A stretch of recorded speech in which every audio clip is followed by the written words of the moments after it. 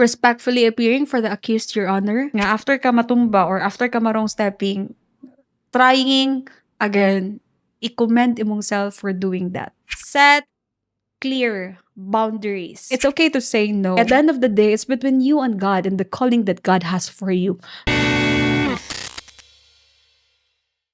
Welcome again to Quick Take, the mini series of the Imperfectly Perfect podcast, where we embrace life's imperfection because it's not about being perfect, it's about being you.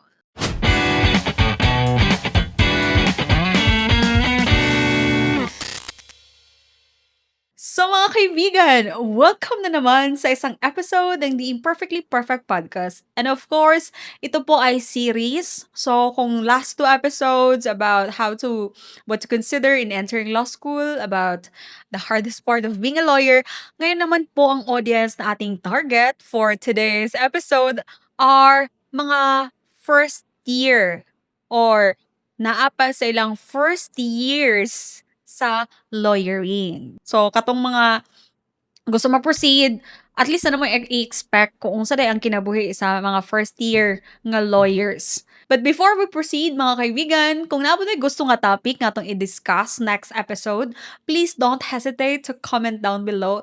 Ang ating pong comment sections ay available para sa inyo. Okay? And of course, if you haven't already, please don't forget to follow, subscribe, like, comment, and share. Ang aming mga social media accounts, we have Facebook, Instagram, and Spotify, the Imperfectly Perfect Podcast. And of course, we have YouTube, Laom7668. At huwag kalimutan na meron tayo sa TikTok, TPodcast25. So again, our topic for today or tonight is 3 things no one tells you about your first year as a lawyer. Okay, so let's start with number 1. Number 1 is, it's okay if you feel like you don't know enough. Mao gid na ang mga pressure.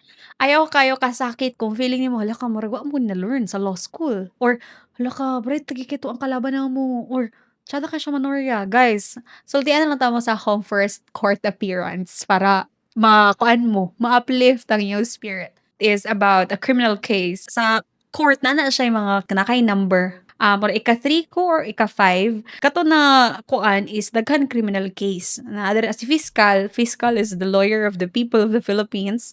And then other ang PAO. Ang PAO is the lawyer sa mga pauper litigant. Dayon. Kami din mga private practitioners. So gitawag na ang number 1. Niana pa to si fiscal nga good afternoon, Your Honor. Respectfully appearing as for the people. Ana. Then represent pa din ang PAO. Hantod, number 2, number 3, number 4, same script. Pagka number 3 ug number 4 day ato, ningon na din si fiscal nga, diretso na siya respectfully appearing for the people, Your Honor. Nga ako dayon nga nagbuhat og script, wala na lagi ni good afternoon na akong script. Ako na lang lugar ni Irison, ka wala na good afternoon si fiscal. Ana ang whole show. Kay wala nag-istorya sa kuha nga bahala pag wala na good afternoon si fiscal dara na good afternoon naman siya ganina og sige naman po siya speak basta first pa nimo appearance mag good afternoon yun ka ana or mag good morning. So gitawag na number that is si judge nga call the number 5 case. So ako na dito kulba ang bata ay first biya kay ana din si fiscal nga ko ay respectfully appearing for the people, Your Honor. Then ako dayon kay unsa kong istorya mag good afternoon ko or mag respectfully appearing for the accused na ako diretso.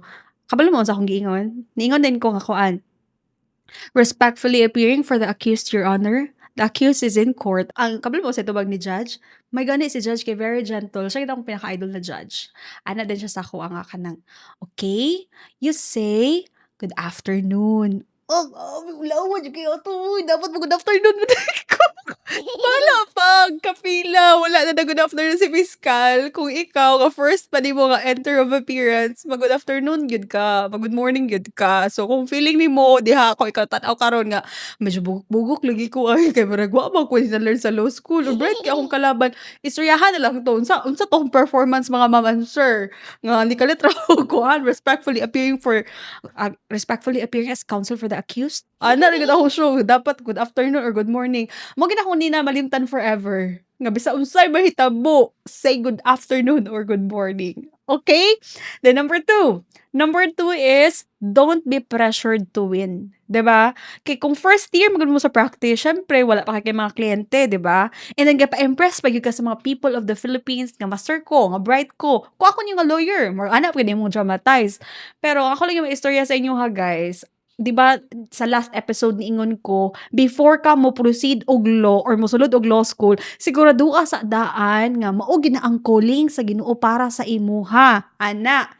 Kay um if you love what you do, you cannot fail. Or kung marong typing man ka, ma-fail man ka, pero murag dili bitaw kay siya nga kuan feeling nimo sa imong self nga bagsak na bagsak gyud kay ka. Kay you know that you're doing the calling that God has for you. So balik ta diri sa kuan, don't be pressured to win. Kay kung kuan man good guys, kung sure ka nga di ka gitawag sa Ginoo ug sure ka sa imong self nga ako sa akong self, bala mo mao gini akong sure yun ko nga I am the voice of the broken, neglected and disadvantaged. Di jud ko ma-pressure nga kailangan jud ko madaog bay kay kini first case nako ipadaog jud ko ni kay unsa lay maingon sa mga tao. Guys, walay paki ang mga tao sa imuha. Kung mapildi ka makadaog ka wa sila'y paki. Ano bitaw kana audience ra gyud na sila. So dili kinato naon kung unsa iingon sa uban kay di man sila ang ga-suffer didto. Sila nag-suffer nagtuon pa rin kamo sa case. Ano bitaw sila nag-suffer pagbuhat darag mga answer uban pang mga pleadings para-paraan sa imong defense. Dili man. So ayaw i-mind kung unsay iingon sa mga tao kung mapildi ka or makadaog ka. Kaya at the end of the day, it's between you and God and the calling that God has for you. So ana lang, ayaw, don't be pressured to win. Just do what God has called you to do. And ma-realize magud nimo nga mauday na siya kay kanang love bitaw kay nimo na siya nga buhaton. Kung bahala mo dara, dugay na ko sa practice, di po kay super dugay pero medyo dugay na. Pero ako lang jud is kanang kabalo ko Lord nga dili ko nimo gitawag and whatever happens, you will be with me. And then kung di mo ko kabalo na mo koy mga wrong stepping, salamat that you will teach me and you will guide me along the right path. Then na-bless pud kay ko atong nagisan AP Totot, shout out sa amo GC nga na siyang kanang forgive yourself for not knowing what only time could teach you, 'di ba? I-commend imong self nga after ka matumba or after ka marong stepping, trying again, i-commend imong self for doing that. Kay grabe na siya ka bravery. Okay, so let's proceed with number 3. Number 3 is set clear boundaries. Mao ni ang akong pinaka gina-dream nga may pag nabalaan ko ni katong first year pa lang gyud ko sa lawyering. Ana bitaw?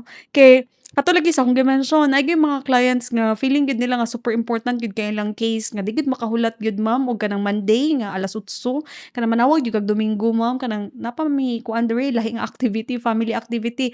Ug mao po ni timan guys kanang wala nag-revolve sa imong trabaho, sa imong career, ang imuhang kinabuhi kanang of course naka 8 to 5 as a lawyer pero pangitag lahi nga mga kalingawan dira outside sa 8 to 5.